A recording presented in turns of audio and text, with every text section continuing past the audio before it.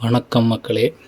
இன்றைக்கி நம்ம என்ன டாபிக் பார்க்க போகிறோம் அப்படின்னா, இப்போ ஒரு 2-3 நாளாக போயிட்டுருக்க ஒரு முக்கியமானதை விட ஒரு வைரல் டாபிக் என்னென்னா, திரு அபிஷேக் பச்சன் மற்றும் திருமதி ஐஸ்வர்யா ராய் பச்சன் இவங்களுக்கு விவாகரத்து ஆயிடுச்சு.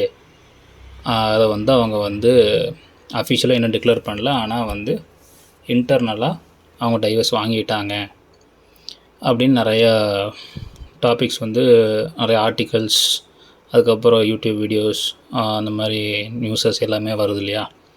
சரி, உண்மையாக பொய்யா அப்படின்னு நம்ம தெரிஞ்சுக்கணும்ல. ஸோ நம்ம வழக்கம் போல் நம்மளை பொறுத்த வரைக்கும் என்னென்னா, ஜோதிட ரீதியாக இது எப்படி இருக்குது, உண்மையாக பொய்யா அப்படிங்கிறது தான் நம்மளுடைய ஆய்வு. ஸோ அந்த அடிப்படையில் நம்ம இன்றைக்கி என்ன பார்க்க போகிறோம் அப்படின்னா, இவங்க 2 பேர்த்தோடைய ஜாதகத்தை நம்ம போட்டிருக்கோம். அதில் திரு அபிஷேக் பச்சனுடைய ஜாதகம் பார்த்திங்கன்னா 5/2/1976.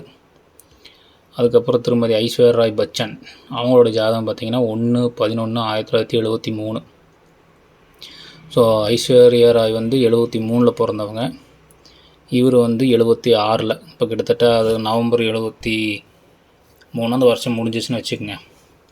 இப்போ 74, 75, இவர் 76 ஸ்டார்டிங்லேயே பிறந்துட்டார். ஸோ அப்போ 2 வருஷம் வித்தியாசத்தில் அவங்க மூத்தவங்களாக இருக்காங்க. யார்? அபிஷேக் பச்சனோட ஐஸ்வர்யா ராய் 2 வயசுக்கு பெரியவங்க. சரி, இப்போ நம்ம டாபிக் போயிட்டுருக்குல்ல, இவங்க 2 பேத்துக்குள்ளே உண்மையிலே பிரச்சனை இருக்கா இல்லையான்னு நம்ம அதுக்குள்ளே வந்துடலாம். இப்போ என்னென்னா, மெயினாக நான் 5 to 10 minutes மேக்ஸிமம், அதிகபட்சம் 10 minutesக்குள்ளே முடிச்சிடுறேன். அது தாண்டி போகாது. கொஞ்சம் சப்ஸ்கிரைப் பண்ணுங்கள், லைக் பண்ணுங்கள், ஷேர் பண்ணுங்கள், கமெண்ட் பண்ணுங்கள். அதுக்கப்புறம் இதுக்கு முன்னாடி நிறைய கண்டென்ட்ஸ் போட்டிருக்கோம், அது உங்களுக்காக எல்லாம் பண்ணி போட்டிருக்கோம். கருங்காலி மாலையை பற்றிய விஷயங்கள், அதுக்கப்புறம் திரு விஜய் அவர்கள் அரசியலில் 2026 ஜெயிக்கிறாரா இல்லையா, இந்த மாதிரி நிறைய விஷயங்கள், திரு ஞானவேல்ராஜா அமீருக்கான பிரச்சனை, இந்த மாதிரி நிறைய விஷயங்கள் போட்டிருக்கோம். கொஞ்சம் சேனலில் போய் மற்ற வீடியோஸையும் பாருங்கள். சரி, இப்போ டாப்பிக்கில் வருவோம். என்னென்னா, இப்போது அபிஷேக் பச்சன் அவருடைய ஜாதகத்தில் அதுக்கு முன்னாடி என்னென்னா, 2 பேர் ஜாதகத்துக்கு நமக்கு டைம் ஆஃப் பர்த்து தெரியாது. ஸோ இதில் வர லக்னத்தை நீங்கள் லக்னம் எடுத்துக்க தேவையில்லை. நம்ம ஒரிஜினல் டைம் ஆஃப் பர்த் தெரியாதனால நம்ம இது சும்மா ரஃப்பான லக்னம். ஸோ நம்ம பார்த்துக்க வேண்டியது கிரக அடைவுகளை மட்டும்தான் நம்ம பார்த்து அதன் அடிப்படையில் தான் போக போகிறோம். 2வது நம்ம லக்னம் தெரியாது அப்படிங்கும்போது, ஆண் ஜாதகத்தில் குருவை லக்னமாகவும் பெண் ஜாதகத்தில் சுக்கிரன் லக்னமாகவும் எடுத்துக்குவோம். சரிங்களா? அப்படி பார்க்கும்போது இவர் அபிஷேக் பச்சன் ஜாதகத்தில் மீனத்தில் குரு கூட சந்திரன். ஸோ அவருடைய சிந்தனை எல்லாமே எப்பயுமே சரியாகவும் நியாயமானதாகவும் இருக்கும், நல்ல விதமாகவும் இருக்கும். குரு ஆட்சி வேறு. ஸோ அதனால் அவருடைய மனங்கிறது எப்பயுமே சிந்தனைங்கிறது ஒரு நல்ல விதமாக தான் இருக்கும். அதனால் அது பிரச்சனை கிடையாது. அதுக்கப்புறம் இதில் மேஷத்தில் கேது, அதுக்கு அடுத்தது ரிஷபத்தில் செவ்வாய், அதுக்கு அடுத்தது கடகத்தில் சனி பகை வீட்டில். சரிங்களா? அதுக்கடுத்து ராகு சுக்கிரன் வீடு. ராகுக்கு சுக்கிரன் நட்பு தான், பிரச்சனை இல்லை. அதுக்கடுத்து புதன் குரு வீட்டில், சுக்கிரன் குரு வீட்டில். அதுக்கடுத்தது சூரியன் சனி வீட்டில் பகை வீட்டில். இங்கே சூரியனும் சனியும் நேர் எதிரெதிராக பார்த்துக்குதா. இதில் என்ன சிக்கல் அப்படின்னா, நம்ம வெளியுலகத்திலிருந்து பார்க்கும்போது அபிஷேக் பச்சன் அவர்கள் அமிதாப் பச்சன் அவர்கள் பேச்சு மீறி நடக்க மாட்டார். அவர் அந்த மாதிரி நம்ம பார்க்குறோம். ஆனால் இது எப்படின்னா, ஃபேமிலி ரெப்புடேஷன் அப்படிங்கிற அடிப்படையில் வெளியில் அவங்க அப்படி இருப்பாங்க. பட் உள்ளே அவங்களுக்கு 2த்துக்கும் பெருசாக பேச்சுவார்த்தை இருக்காது. இவர் எப்படி சொல்கிறது, இவர் அவங்க அம்மா அபிஷேக் பச்சன் அம்மாவோட பையனாக தான் இருப்பார். ஏன்னா உங்களுக்கு குருவும் சந்திரனும் சேர்ந்துருக்கு இல்லையா. ஸோ எல்லாமே அவங்க அம்மா தாயார் பேச்சு மட்டும்தான் அவர் கேட்பார். அவங்க அம்மா சொல்கிறதா சரி, அவங்க அம்மாவோட செல்ல பிள்ளை தான் இருப்பார். அமிதாப் பச்சன் அவர்களுக்கும் அபிஷேக் பச்சனுக்கும் பெருசாக பேச்சுவார்த்தை இருக்காது. என்ன சரி ஓகே அப்படிங்கிற ரேஞ்சில் தான் அவங்க இருப்பாங்க, சின்ன வயசுலேருந்து இப்போ வரைக்குமே. இதுதான் இன்டர்னலாக இருக்கும். சரியா? அதுக்கப்புறம் அவருடைய ஜாதத்தில் சுக்கிரன் குரு வீட்டில் இருக்கு இல்லையா, கூட புதனும் இருக்குல்ல. இந்த சுக்கிரன் குரு வீட்டில் இருக்கிறதுனால தான் அவருக்கு ஒரு எப்படி சொல்கிறது, அவங்க சினிமா ஒய்ஃப் சினிமா நடிகை, ஹீரோயின், அதெல்லாம் தொழில் சார்ந்திருந்தாலுமே ஒரு கைண்டான ஒரு என்ன சொல்கிறது, ஒரு ரொம்ப கைண்ட் ஹார்ட்டடாக ஒரு கேரிங்கான ஒரு பர்சனாக ஒய்ஃப் அவங்களுக்கு வரணுங்கிற அமைப்பு 2 வந்து அழகான ஒய்ஃபாக வரணுங்கிற அமைப்பு அதில் இருக்குது. ஏன் சுக்கிரன் குரு வீட்டில் இருக்குது. கூட வந்து புதனும் இருக்கிறதுனால ஒன்று சினிமா துறை இல்லைன்னா ஐடி துறை அந்த மாதிரியான சம்மந்தப்பட்டதுலேருந்து வரணுங்கிற அமைப்பு அவருக்கு வந்து நடிகை தான் ஒய்ஃபாக வந்திருக்காங்க. சரி, இது அவருடைய ஜாதகம். இப்போ அடுத்து ஐஸ்வர்யா ஜாதகம் பார்ப்போம். அவங்களுக்கு வந்து மேஷத்தில் செவ்வாய் ஆட்சி. சரி, அதுக்கு அடுத்தது வந்து சனி கேது இந்த 2ம் வந்து புதன் வீட்டில் ஆட்சி. ஸோ அதுக்கு 2 நட்பு தான். சரி, ஆட்சி இல்லை, நட்பு வீடு. சனியும் கேதுவும் புதன் வீட்டில் நட்பு, பிரச்சனை இல்லை. சூரியன் நீசம். சரி, அடுத்து புதன் செவ்வாய் வீட்டில், அது வந்து பகை. அதுக்கடுத்து சுக்கிரன் ராகு சந்திரன். இதெல்லாம் சினிமா ஃபீல்டுக்கு வரவங்களுக்கு இந்த சுக்கிரன் ராகு சேர்ந்துருந்தாலே வேறு லெவலில் கூட பீக்கில் உட்கார வைக்கும். கூட சந்திரனோட ஒளி பொருந்திய ஒரு தேஜஸ் உள்ள ஒரு நபராக மாற்றி விட்ரும். அதனால தான் உலக அழகியறது பட்டம் வாங்கினாங்க. 2வது வந்து இன்னி வரைக்கும் அவங்க வந்து அக்ராஸ் இந்தியா பேன் இண்டியா ஹீரோயினில் ஒரு லீடிங் தான். அவங்க படங்கள் பெருசாக பண்ணுறாங்க பண்ணலைங்க தானே, அவங்களுக்கான கிரேஸ் அப்படியே தான் இருக்கும். ஸோ அதுக்கு காரணம் அந்த சந்திரன் சுக்கிரன் ராகுவோட 3 சேர்ந்து குரு வீட்டில் இருக்கிறது. அதுக்கடுத்து குரு நீச்சம். சரி, இப்போது இதில் என்ன நம்ம பார்க்க போகிறோம் மெயினாக என்ன, இவங்க 2 பேர்த்துக்குள்ளே இந்த பிரச்சனை இருக்கு இல்லையா, இது உண்மையாக பொய்யா இந்த நியூஸில் சொல்லிக்கிட்டு இருக்காங்கல்ல, இந்த யூடியூப்பில் நியூஸில் அப்புறம் ஆர்டிகல்ஸில் எல்லாத்துலேயுமே ஆர்டிகல்ஸ் எல்லாத்தையும் சொல்கிறாங்களா உண்மையாக பொய்யான்னு. அதில் நம்ம இதில் எப்படி தெரிஞ்சுக்கலான்னா, இப்போ ராகு கேது வந்து கோச்சாரத்தில் வந்து மீனத்தில் இருக்குது. எப்போ இருந்தாலும் நவம்பர் 1 இருக்குது. நவம்பர் 1 கிட்டத்தட்ட 1.5 மாதமாக மீனத்தில் வந்து ராகு இருக்குது, கன்னியில் வந்து கேது இருக்குது. சரியா, இப்போ நீங்கள் வந்து இதுக்கு முன்னாடி தூக்கி போட்டிங்கன்னா இதுக்கு முன்னாடி 1.5 வருஷமாக எங்கே இருந்திருக்கும் ராகுனா, ராகு மேஷத்துலேயும் கேது வந்து துலாத்துலேயும் இருந்திருக்கும். இப்போ ஃபஸ்ட் நீங்கள் அபிஷேக் பச்சன் ஒரு ஜாதகத்தில் வைங்க. நம்ம இது முன்னாடி போட்டிருக்க எல்லா நடிகர்களுடைய ஜாதகம் எல்லாத்துலேயுமே வச்சு பார்த்தீங்கன்னா உங்களுக்கு தெரியும், ஜனகால ராகு கேதுவோட கோச்சார் ராகு கேது போய் இன்டர்செக்ட் ஆகுறதுங்கிறது ஒரு எப்படி சொல்கிறது, ராகு மேலே ராகு கேது மேலே கேதுன்னா 18 வருஷம். அதே கேது மேலே ராகு மேலே கேது மாறி ஆனால் அந்த ஆர்ஜின் மேலே போகுது. ராகு கேது ஜனகால ராகு மேலே கோச்சார கேது, ஜனகால கேது மேலே கோச்சாரம் அப்படி வரதுக்கு 9 வருஷம் ஆகும். ராகு மேலே ராகு கேது மேலே கேதுங்கிறது 18 வருஷம் ஆகும்.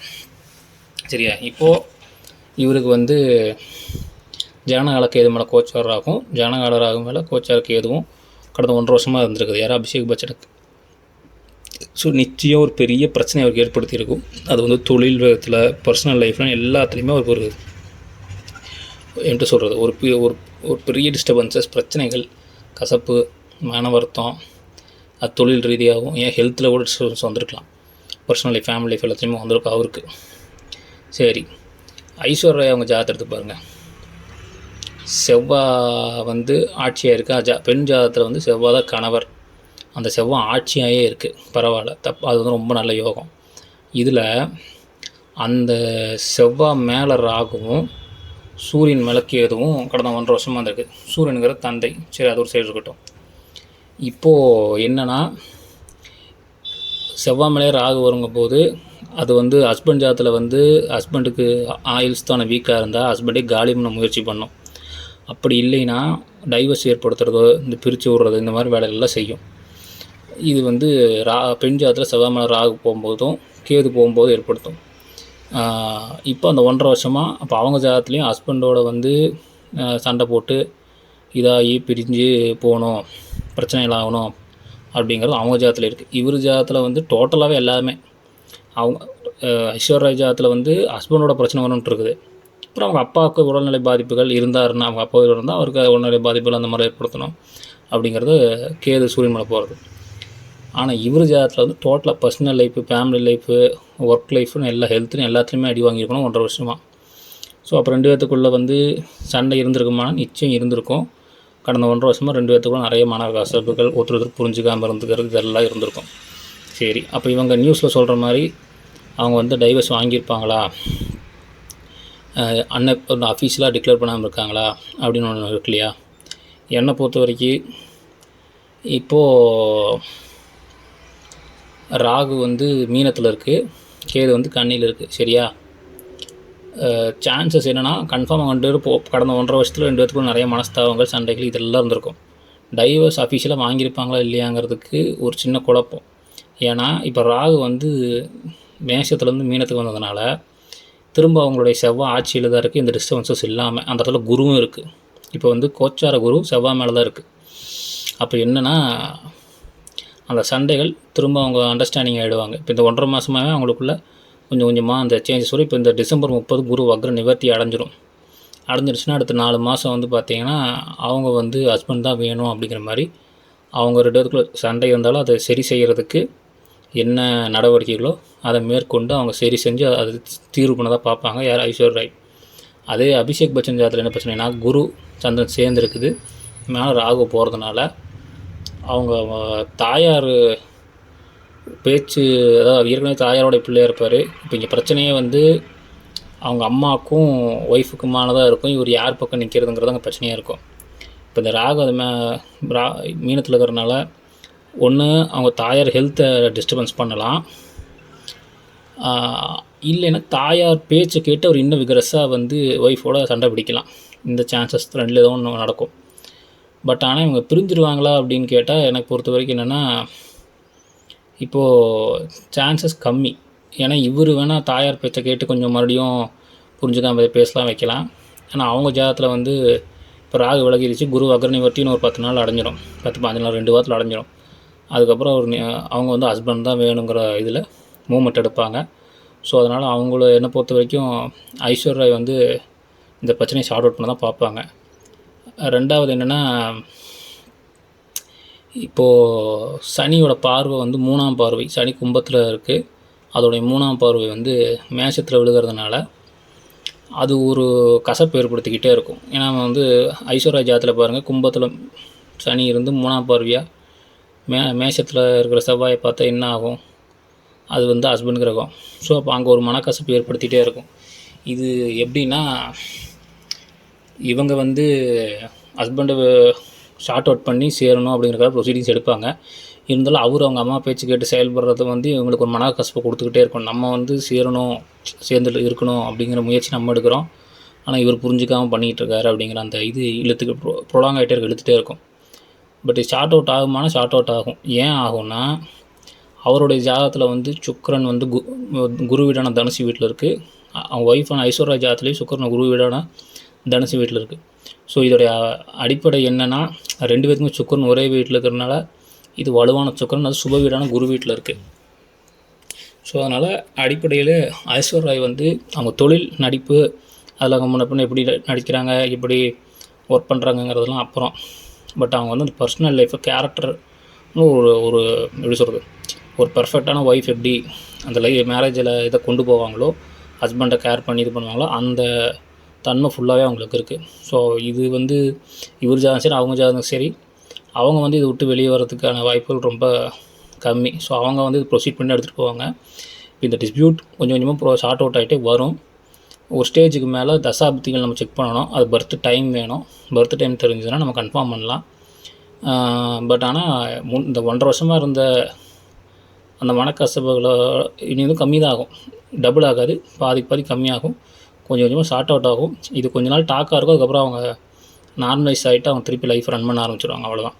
ஸோ அதனால் இது வந்து தற்காலிகமான ஒரு இதுதான் பிரச்சனை தான். ஸோ அதனால் நீங்கள் இது பெருசாக வந்து போட்டுக்கிட்டு எடுத்தவில்லை. ஸோ இந்த ஜாதகம் 2 பேர்த்தோட ஜாதகம் நல்ல சாம்பிள் ஜாதகம். என்னென்னா தற்காலிகமான இந்த கோச்சார ராகுக்கு ஏதோ சனியோடைய தாக்குதல்னால் வரக்கூடிய மனக்கசப்புகள், சண்டைகள், பிரச்சனைகள், இது என்னங்கிறதுக்கான அமைப்பு தான் இது சரியாக போய்டும். இதுக்கப்புறம் இனி கொஞ்சம் கொஞ்சமாக சரியாக ஒன்று சேர்ந்துருவாங்க. ஸோ இதுதான் உதாரண ஜாதகம்.